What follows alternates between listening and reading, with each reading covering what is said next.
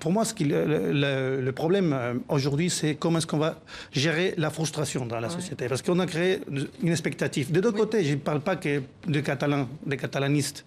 Je parle qu'on a créé une expectative des deux côtés, des catalanistes qui se sont vus, ceux qui rêvent de l'indépendance, qui se sont vus près du but de sa vie, des fois, et que maintenant, ils voient comment ça leur échappe et ça peut créer une énorme frustration qu'on ne sait pas comment ça va rester dans la société. Et de l'autre côté, il y a une partie de la société catalane aussi et de la société espagnole qui veut continuer à être ensemble, qui ne veut pas entendre parler d'indépendance. Et aussi, ça peut créer une énorme frustration. Donc, les deux côtés, on allait vers les extrêmes. On allait vers les positions les plus extrêmes possibles des deux côtés. Maintenant, il va falloir gérer baisser un peu la tension de deux côtés et gérer ces frustrations-là.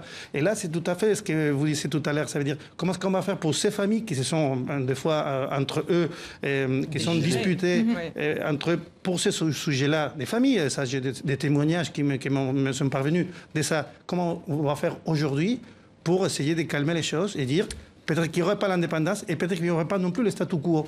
Et c'est un travail qu'on ne pourrait pas faire avec la tension actuelle, ça c'est clair.